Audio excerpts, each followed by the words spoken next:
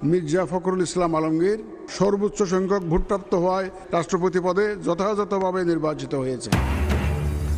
অভ্যুত্থান পরবর্তী নতুন রাষ্ট্রপতি মির্জা ফখরুল ইসলাম আলমগীর 255 ভোট পেয়ে নির্বাচিত। জাতীয় সংসদ উষ্ণ অভ্যর্থনা, প্রাতিষ্ঠানিক রূপ পেল গণতন্ত্র, বলছে সরকারি দল। আগাগোড়া একজন রাজনীতিবিদকে আমরা প্রেসিডেন্ট হিসেবে নির্বাচিত করতে পেরেছি। বিরোধী দল সংবিধান সংস্কার পরিষদের যে সদস্য রূপে তারা শপথ নিয়েছেন, সেটা সাংবিধানিকভাবে ঠিক না, এই স্বীকৃতি তারাই দিলেন। 18 কোটি মানুষের প্রতিনিধি এখানে বসে আমরা ভোট দিয়ে আমাদের রাষ্ট্রপতিকে নির্বাচিত করি। গণতান্ত্রিক চর্চার জন্যই নির্বাচনে অংশ নিয়েছে বিরোধী দল। বিজয়ীকে পরাজিত প্রার্থীর অভিনন্দন। গণতন্ত্র চর্চার জন্য মাননীয় এমপিদের একটা স্বাধীন মতামত দেওয়ার এই সুযোগ থাকা অত্যন্ত দরকার। আপনি সমগ্র জাতির ঐক্য, মর্যাদা, আস্থার প্রতীক হিসাবে দায়িত্ব পালন করবেন। দেখছিলেন প্রধান শিরোনাম। রাত 11টার সময় সঙ্গে আছি আমি গোলাম রাব্বি। এছাড়াও খেলাধুলার খবর নিয়ে খেলার সময় যুক্ত হবেন। আপনাকে ধন্যবাদ। বিশ্বের নানা প্রান্তের খেলাধুলার খবর জানিয়ে দেব আমি মাকসুম আলম খান। এবার অন্যান্য শীর্ষ সংবাদ। তৃণমূল থেকে বিএনপির ভারপ্রাপ্ত মহাসচিব হলেন রুহুল কবির রিজভী। প্রধানমন্ত্রীর উপদেষ্টার পাশাপাশি সামলাবেন দলের সাংগঠনিক দায়িত্ব। বহুপাক্ষিক মঞ্চে নয়, ভারতের আমন্ত্রণে তারেক মোদি দ্বিপাক্ষিক বৈঠক চায় বাংলাদেশ। আগের চেয়ে ঢাকার উদ্বেগ বেশি অনুধাবন করছে দিল্লি, জানালেন পররাষ্ট্র উপদেষ্টা।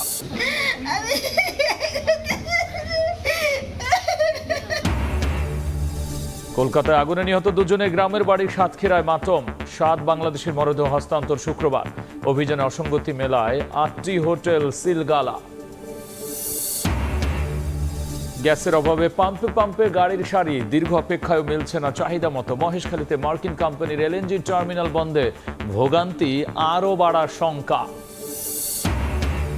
এবং পরিবেশ ধ্বংস, মাদক সহ নানা অপকর্মে জড়িত রোহিঙ্গারা অর্থনীতির ওপর তৈরি করেছে বড় চাপ, বললেন সেনা প্রধান। 2 বছরের মধ্যে নিয়ন্ত্রণের বাইরে যাওয়ার শঙ্কা।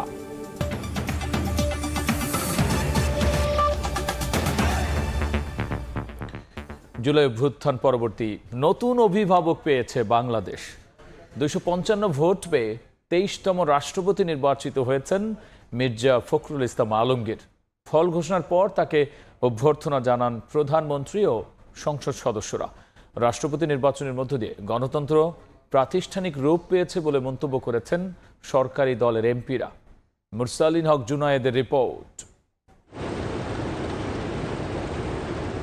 সংসদ সদস্যদের অভিবাদনে মুখরিত সংসদের অধিবেশন কক্ষ। বেসরকারি ফলাফল ঘোষণায় দেশের 23তম অভিভাবক মির্জা ফখরুল ইসলাম আলমগীর। আপনাদের সবাইকে জানাচ্ছি অনেক অভিনন্দন। 24 জুলাইয়ে ঐতিহাসিক ক্ষমতার পট পরিবর্তনের পরে নতুন বাংলাদেশের নতুন রাষ্ট্রপতি নির্বাচন। 3.5 দশক পরে ইতিহাসের সাক্ষী হওয়া ত্রয়োদশ সংসদে দুপুর 2টায় শুরু হয় রাষ্ট্রপতি নির্বাচনের ভোট গ্রহণ। নির্বাচনে মির্জা ফখরুল ইসলাম আলমগীরের প্রতিদ্বন্দ্বী ছিলেন বিরোধী দলের প্রার্থী এলডিপি সভাপতি অলি আহমদ। প্রথমেই ভোট দেন অস্থায়ী রাষ্ট্রপতির দায়িত্ব পালন করা স্পিকার হাফিজউদ্দিন আহমদ এবং সংসদের ভারপ্রাপ্ত স্পিকার ব্যারিস্টার কায়সার কামাল। পরে প্রধানমন্ত্রী তারেক রহমান, রাষ্ট্রপতি প্রার্থী মির্জা ফখরুল ইসলাম আলমগীর, সিনিয়র মন্ত্রী, বিরোধী দলীয় নেতাসহ অন্যান্য সংসদ সদস্যরা ভোট দেন। 3 ঘন্টার ভোট গ্রহণ শেষ হয় বিকেল 5টায়। 20 মিনিট গণনা শেষে ফলাফল ঘোষণা করেন সিইসি। ব্যবহৃত ব্যালট পেপারের সংখ্যা 343টি, অব্যবহৃত ব্যালট পেপারের সংখ্যা 6টি। ডক্টর অলি আহমদ বীর বিক্রম পেয়েছেন 88টি ভোট, 88 ভোটস, এবং জনাব মির্জা ফখরুল ইসলাম আলমগীর পেয়েছেন 255 ভোট। সংবিধানের 70 অনুচ্ছেদ অনুযায়ী দলীয় প্রার্থীর বাইরে ভোট দিতে পারবেন না সংসদ সদস্যরা। ফলে 2/3 সংখ্যাগরিষ্ঠতা নিয়ে সরকার গঠন করা বিএনপির প্রার্থী মির্জা ফখরুল ইসলাম আলমগীরই নির্বাচিত হলেন দেশের পরবর্তী রাষ্ট্রপতি হিসেবে। জনাব মির্জা ফখরুল ইসলাম আলমগীর সর্বোচ্চ সংখ্যক ভোটপ্রাপ্ত হওয়ায় রাষ্ট্রপতি পদে যথাযথভাবে নির্বাচিত হয়েছেন।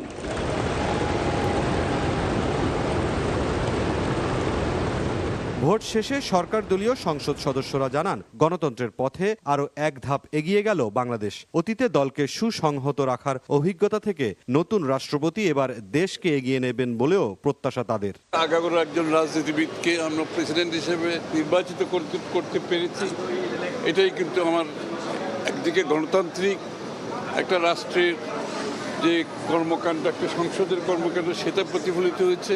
যদি সত্যর দ্বারা বিদ্যমান অবস্থায় মেনে নিয়ে বিরোধী দল সাংবিধানিক প্রক্রিয়ায় রাষ্ট্রপতি নির্বাচনে অংশগ্রহণ করে থাকে, তাহলে বিদ্যমান সংবিধান অনুযায়ী সংবিধান সংস্কার পরিষদের যে সদস্যরূপে তারা শপথ নিয়েছেন, সেটা সাংবিধানিকভাবে ঠিক না, এই স্বীকৃতি তারাই দিলেন।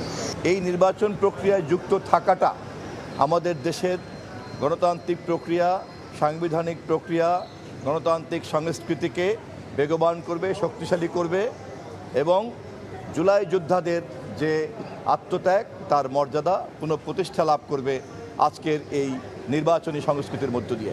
এদিকে আনুষ্ঠানিকতা শেষে সরকার দলীয় চিফ হুইপ জানান, এবারের রাষ্ট্রপতি নির্বাচনের মাধ্যমে দেশের গণতন্ত্র আরও সুসংহত হলো। আমরা যৌথভাবে অনেকগুলো সিদ্ধান্ত নিয়েছি, আজকেও যৌথভাবে সিদ্ধান্ত হয়েছে এবং এই সিদ্ধান্তটা গণতন্ত্র প্রতিষ্ঠার জন্য এবং দেশের উন্নয়নের জন্য অত্যন্ত অভূতপূর্ব এবং গুরুত্বপূর্ণ। শুক্রবার সন্ধ্যা 7:30টায় বঙ্গভবনে নতুন রাষ্ট্রপতি হিসেবে শপথ নেবেন মির্জা ফখরুল ইসলাম আলমগীর। গণতন্ত্রের সুস্থ চর্চা এবং প্রাতিষ্ঠানিক রূপায়ণে রাষ্ট্রপতি নির্বাচন একটি গুরুত্বপূর্ণ সাংবিধানিক প্রক্রিয়া। বিনা প্রতিদ্বন্দ্বিতায় রাষ্ট্রের অভিভাবক নির্বাচিত হওয়ার সংস্কৃতি থেকে বেরিয়ে বহু প্রার্থীভিত্তিক এবং ভোটের এই নির্বাচন তাই গণতন্ত্রকে আরও অর্থবহ ও অংশগ্রহণমূলক করে তুলবে। সংসদে ভোটার আইন প্রণেতাদের পাশাপাশি এমন প্রত্যাশা সব মহলে। মুরসালিন হক জুনায়েদ, সময় সংবাদ, ঢাকা। এক সময় ছিলেন ঠাকুরগাঁওয়ের পৌর চেয়ারম্যান, এরপর রাজনীতির বন্ধুর পথে অনেকটা সময় শত নির্যাতন আর নিপীড়নের মধ্যেও দলকে আগলে রাখা বর্ষিয়ান রাজনীতিবিদ মির্জা ফখরুল ইসলাম আলমগীর এবার রাষ্ট্রপতির আসনে। তার বর্ণাঢ্য রাজনৈতিক জীবনের আদ্যপান্ত জানাবেন আহমেদ সালেহীন। গুম করে দেয়, খুঁজে পাওয়া যায় না। বাচ্চাগুলো এখানে দাঁড়িয়ে স্প্রিং বললো আপনাদের সামনেই, বলে যে বাবার সঙ্গে ঈদ করতে চাই। সেই দেশ এখন, এর জন্য যুদ্ধ করেছিলাম। ইলিয়াস আলী গুম হয়ে যাওয়ার পরে তার বাসায় যখন গেলাম, তখন তার মেয়েটির বয়স মাত্র 6। ওই দরজার দিকে তাকিয়ে থাকে, যদি তার বাবা ফিরে আসে। মানুষের জন্য যার চোখে অশ্রু, যাদের জন্য জীবনকে উৎসর্গ করেছেন ত্যাগের মহিমায়, সেই মানুষটি রাষ্ট্রের সর্বোচ্চ পদে আসীন হলেন জনতার ভালোবাসায়। দেশকে নিয়ে যার দুচোখ ভরা স্বপ্ন, সেই ফখরুল ইসলাম এবার বঙ্গভবনের বাসিন্দা হচ্ছেন। 4.5 দশকের বেশি সময় রাজনীতির মাঠে নিজেকে বিলিয়ে দেশের অভিভাবকের আসনে মির্জা ফখরুল ইসলাম আলমগীর। সংগ্রামী জীবনে লড়াই আর গণঅধিকারের প্রশ্নে অনমনীয় ছিলেন উত্তর জনপদে জন্ম নেয়া এই রাজনীতিক। নির্যাতন, নিপীড়ন, আবার কখনো বন্দিদশার মতো পথে কাটা ছিল অনেক, কিন্তু তাকে থামাতে পারেনি কোনো অপশক্তি। গণতন্ত্র প্রতিষ্ঠার লড়াইয়ে যিনি ছিলেন আপোষহীন। ছাত্র জীবন শেষে শিক্ষকতা শুরু করলেও ঠাকুরগাঁওয়ের সন্তান মির্জা ফখরুল বেছে নেন রাজনীতিকে। 80-র দশকে ঠাকুরগাঁও পৌরসভার চেয়ারম্যান নির্বাচিত হন তিনি। পরে 90-এ বেগম খালেদা জিয়ার হাত ধরে পথ চলা শুরু বিএনপির সাথে। এরপর আর পেছনে ফিরে তাকাতে হয়নি তাকে। রাজনীতির বন্ধুর পথে ছুটে চলেছেন অদম্য গতিতে।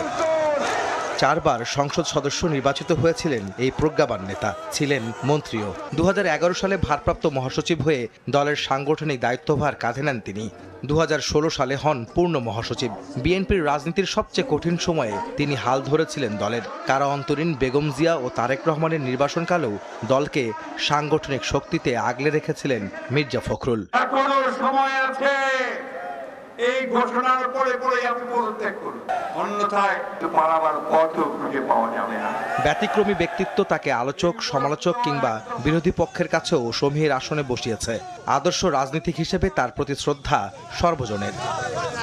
আপামর মানুষেরই নেতা, 24-এর গণঅভ্যুত্থানে ফ্যাসিস্ট সরকারের পতনের পর সাংবিধানিক সংকট থেকে দেশ রক্ষায় অন্তর্বর্তী সরকার গঠন প্রক্রিয়ায় অগ্রণী ভূমিকা রাখেন।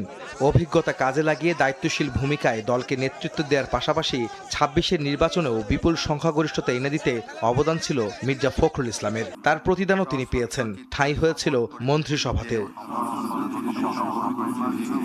ত্যাগ, সংগ্রাম আর লড়াইয়ের প্রতিদান স্বরূপ বিএনপিও তাকে অধিষ্ঠিত করেছে সর্বোচ্চ সাংবিধানিক পদে। দলীয় মনোনয়নে সব ধাপ শেষ করে দেশের ২৩তম রাষ্ট্রপতি নির্বাচিত হন উত্তর জনপদ থেকে উঠে আসা এই বর্ষিয়ান রাজনীতিবিদ।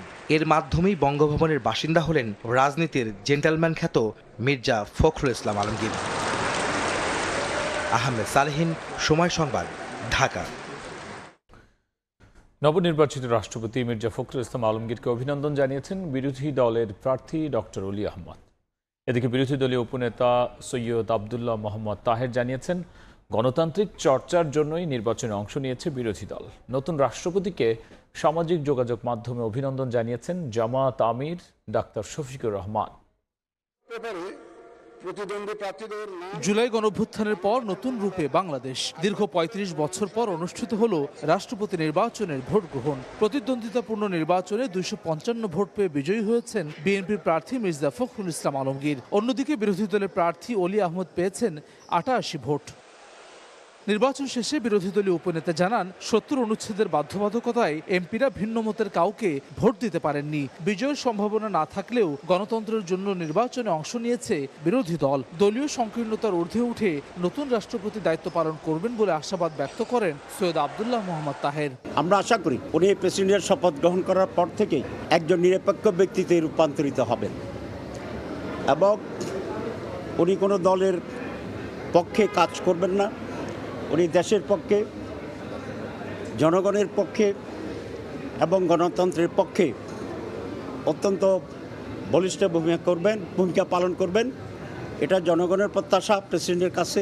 এনসিপি সদস্য সচিব আখতার হোসেন বলেন, নির্বাচনে অংশ নিলেও এটিকে শুধুমাত্র আনুষ্ঠানিকতা হিসেবে দেখছে তার দল। অভিযোগ করেন, জুলাই সনদ মানার কথা বললেও তা নিয়ে ধোঁয়াশা তৈরি করছে সরকার। একটা আনুষ্ঠানিকতা হলো, আমরা সেই আনুষ্ঠানিকতায় একটা গণতন্ত্রের আবহ থেকে আমরা অংশগ্রহণ করলাম। কিন্তু আমরা মনে করি যে অবশ্যই বাংলাদেশকে যদি সামনের দিকে আমাদের এগিয়ে নিয়ে যেতে হয়, তাহলে গণভোটের যে রায়, সে রায় অনুযায়ী সামনের দিনে জুলাই সনদের পরিপূর্ণ বাস্তবায়ন এবং গণতন্ত্রের প্রত্যেকটা জায়গাকে, প্রত্যেকটা প্রতিষ্ঠানকে শক্তিশালী করার যে নীতি আমরা ধারণ করতে চেয়েছিলাম, সেভাবেই সামনের দিনের এই আনুষ্ঠানিকতা থেকে শুরু করে নিয়ে প্রত্যেকটা জিনিসকে ঢেলে সাজানো প্রয়োজন। এদিকে মহাখালীর বাসভবনে গণমাধ্যমে কথা বলেন পরাজিত রাষ্ট্রপতি প্রার্থী ডক্টর অলি আহমদ। এ সময় মির্জা ফখরুল ইসলাম আলমগীরকে অভিনন্দন জানান তিনি। গণভোটের রায় বাস্তবায়নে রাষ্ট্রপতি ভূমিকা রাখবেন বলে প্রত্যাশা করেন। জাতীয় সংলাপের প্রশ্নে আপনার নিরপেক্ষ ও সক্রিয় অবস্থান দেশবাসী প্রত্যাশা করে। আপনি সমগ্র জাতির ঐক্য, মর্যাদা, আস্থার প্রতীক হিসাবে দায়িত্ব পালন করবেন, এই প্রত্যাশা। ১২ ফেব্রুয়ারির পর আবারও নির্বাচন দেখল বাংলাদেশ। প্রায় ৩ যুগ পর অনুষ্ঠিত হলো রাষ্ট্রপতি নির্বাচন। রাষ্ট্রপতি পদে ভোট দিলেন সরকার এবং বিরোধী দলের সংসদ সদস্যরা। সবার প্রত্যাশা, গণতান্ত্রিক অগ্রযাত্রা অব্যাহত রেখে এগিয়ে যাবে বাংলাদেশ। হাসান ওয়ালি, সময় সংবাদ, জাতীয় সংসদ ভবন, ঢাকা। দুঃসময়ে দলের কণ্ঠস্বর হয়ে ওঠা বিশ্বস্ত পরীক্ষিত রুহুল কবির রিজভির কাঁধেই ভারপ্রাপ্ত মহাসচিবের দায়িত্ব তুলে দিল দল।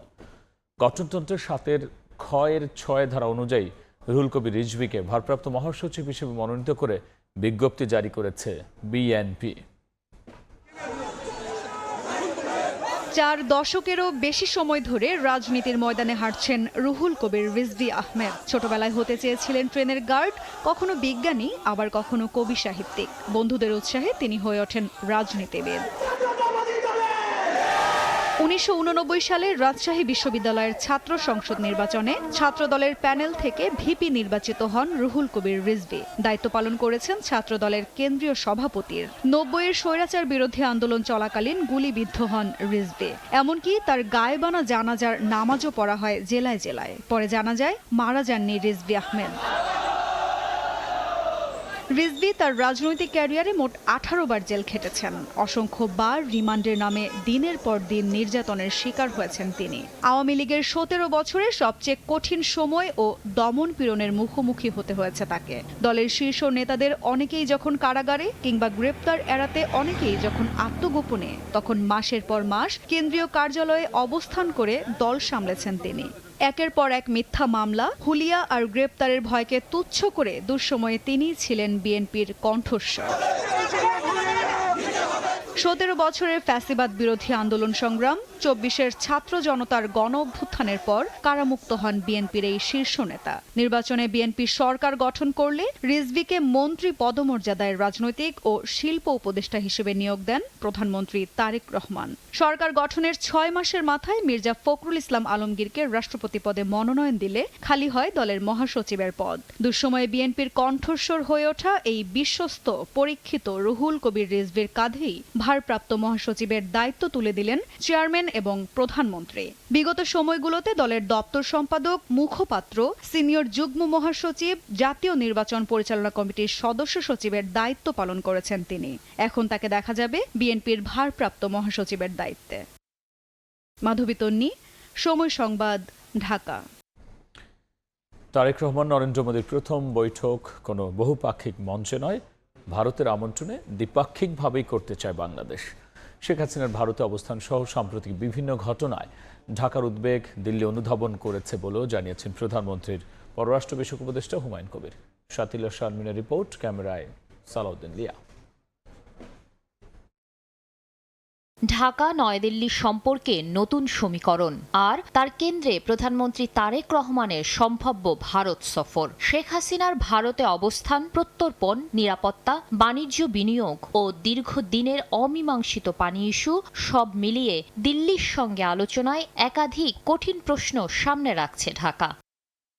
এ নিয়ে সময় সংবাদের মুখোমুখি পররাষ্ট্র উপদেষ্টা হুমায়ুন কবির। তিনি জানান, ঢাকার সবচেয়ে স্পর্শকাতর ইস্যুগুলোর একটি শেখ হাসিনার ভারতে অবস্থান। 5 আগস্ট পরবর্তী বাংলাদেশের রাজনৈতিক বাস্তবতা এবং জনগণের অনুভূতি দিল্লি এখন আগের তুলনায় বেশি অনুধাবন করছে। একই সঙ্গে বাংলাদেশের হত্যা মামলার আসামি ও অভিযুক্তদের ফেরত দেওয়ার দাবিও আলোচনার গুরুত্বপূর্ণ অংশ। ভারত থেকে আসিয়া কোনো সন্ত্রাসী এখানে ঢাকায় বসে প্রেস ব্রিফিং করতে পারবে না।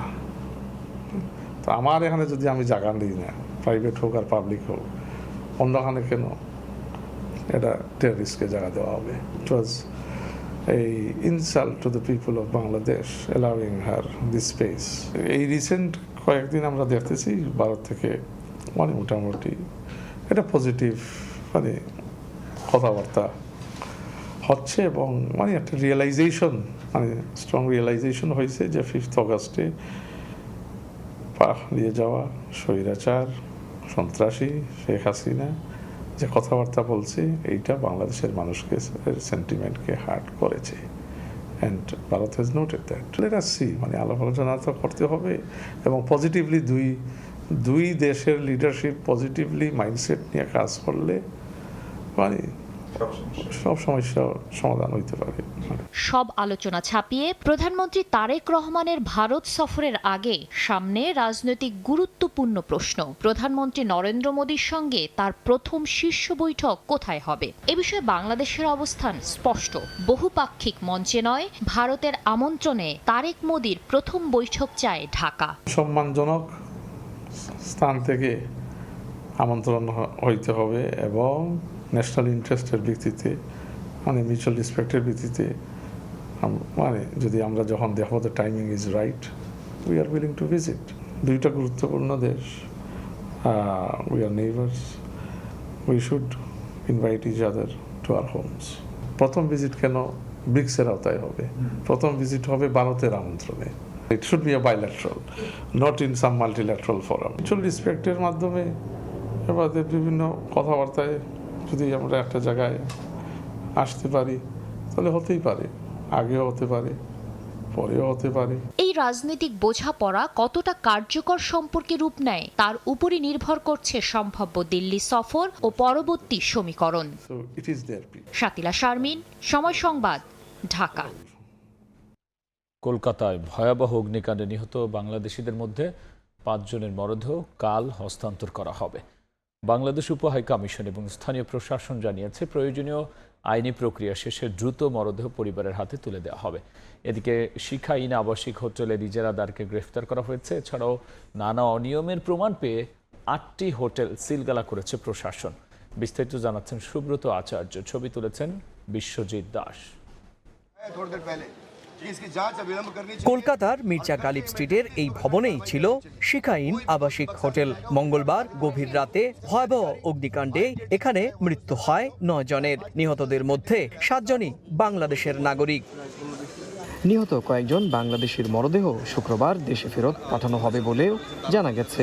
9 জনের ছবি পাঠাইছে, তার ভিতরে আমি 4 জনের করছি, মানে আপনি শনাক্ত করেছেন? জি, চিহ্নিত করছি। এদিকে ভয়াবহ এই অগ্নিকাণ্ডের তদন্ত শুরু করেছে কলকাতা পুলিশ। শিখাইন আবাসিক হোটেলের ইজারাদারকে গ্রেপ্তার করা হয়েছে। হোটেলের মূল মালিকের খোঁজেও অভিযান চলছে বলে পুলিশ সূত্রে জানা গেছে। এই ঘটনার পর নিউ মার্কেট এলাকার আবাসিক হোটেলগুলোর লাইসেন্স, অগ্নি নিরাপত্তা এবং ভবনের বৈধতা নতুন করে খতিয়ে দেখতে অভিযান চালিয়েছে প্রশাসন। এরই মধ্যে নানা অনিয়মের প্রমাণ পেয়ে কয়েকটি হোটেল সিলগালা করা হয়েছে। নিউ মার্কেট থানা থেকে চূড়ান্ত এনওসি পাওয়ার পর দেহ নিয়ে পৌঁছে যেতে হবে ভারত বাংলাদেশের সীমান্তে। এই প্রক্রিয়ার মধ্য থেকেই কিন্তু মঙ্গলবার গভীর রাতে মধ্য কলকাতার মির্জা গালিব স্ট্রিটে মর্মান্তিক দুর্ঘটনার শিকার বাংলাদেশিদের দেহ পৌঁছবে তার স্বজনদের কাছে। কলকাতার নিউ মার্কেট থানার সামনে থেকে সুব্রত আচার্য, সময় সংবাদ। পরিবেশ ধ্বংস, মাদক চোরাচালান সহ নানা অপকর্মে জড়িত রোহিঙ্গারা তারা অর্থনীতির ওপর বড় ধরনের চাপ তৈরি করছে, এমন মন্তব্য করেছেন সেনাপ্রধান জেনারেল ওয়াকারুজ্জামান।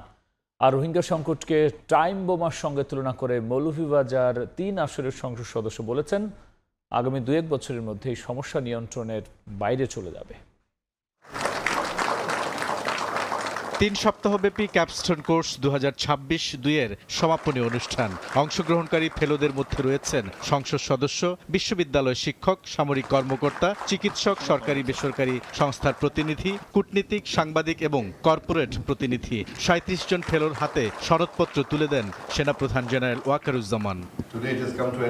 বৃহস্পতিবার সকালে মিরপুর সেনানিবাসের ন্যাশনাল ডিফেন্স কলেজে সনদ বিতরণ অনুষ্ঠানে ফেলোরা তাদের অভিজ্ঞতা তুলে ধরেন। স্বনির্ভর ও দক্ষ জাতি গঠনে এই কোর্স উল্লেখযোগ্য ভূমিকা পালন করবে বলে আশাবাদ প্রকাশ করেন তারা। আমি আসলে সেই ক্যাপস্টোনের সদস্য যেখানে সবচেয়ে বেশি নারী পার্টিসিপেন্ট ছিল, এবং এই জন্য আমি গর্বিত।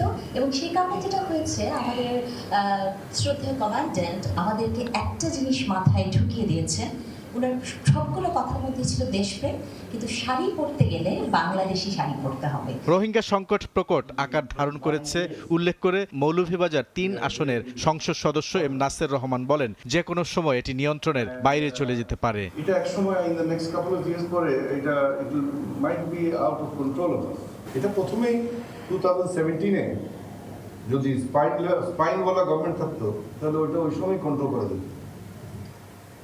But since we had a spineless government at that time, এই জিনিসটা আজকে একটা বিরাট বেলুন হয়ে আমাদের এখানে আবির্ভূত হয়েছে।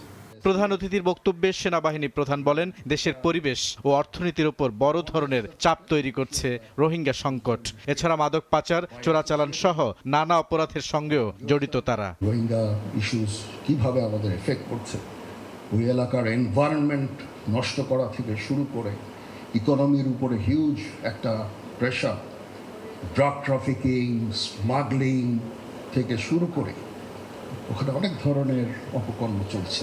প্রতিবেশী দেশগুলোর সঙ্গে বিভিন্ন ইস্যু, পার্বত্য চট্টগ্রামের সমস্যা সহ বিভিন্ন বিষয়ে কোর্সে অংশগ্রহণকারীরা নিজেদের মধ্যে অভিজ্ঞতা ও জ্ঞান বিনিময় করেছেন, যা দেশের সমস্যা সমাধানে উল্লেখযোগ্য ভূমিকা রাখতে পারবে বলেও মন্তব্য করেন সেনাপ্রধান।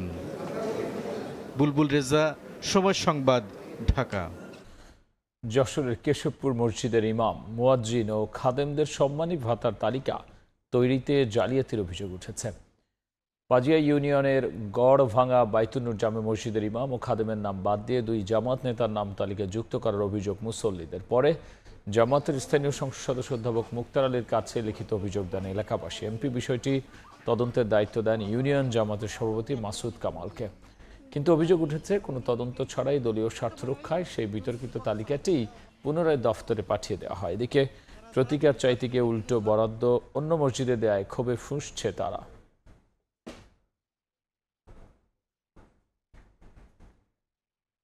ফেনী সোনাগাজীতে মাদ্রাসার ছাত্রী নুসরাত হত্যা মামলায় আসামিদের ডেথ রেফারেন্স আপিল ও জেল আপিলের শুনানি শেষ হয়েছে।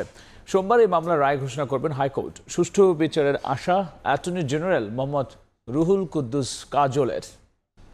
ফেনীর মাদ্রাসা শিক্ষার্থী নুসরাতের মামলাটি কিন্তু এমন একটি মামলা যে সারা দেশের মানুষের মধ্যে মুহূর্তের মধ্যে এটা ছড়িয়ে পড়েছে, নানা রকম ন্যারেটিভ মানুষের তৈরি হয়েছে। তো এরকম মিডিয়া ট্রায়ালে যদি কোনো শিকার না হন, প্রকৃতপক্ষে যিনি দায়ী, যিনি যখন দোষ করেছেন সেই দোষী ব্যক্তি অপরাধের প্রমাণের হলে তিনি শাস্তি পাবেন। যার বিরুদ্ধে অপরাধ প্রমাণ নেই, শুধুমাত্র আলোচিত ঘটনা, এরকম একটা পার্সপেক্টিভ থেকে যেন কোনো কারণে কোনো ব্যক্তির বিচার না করা হয়, এই বিষয়টা আমি আদালতকে বলেছি।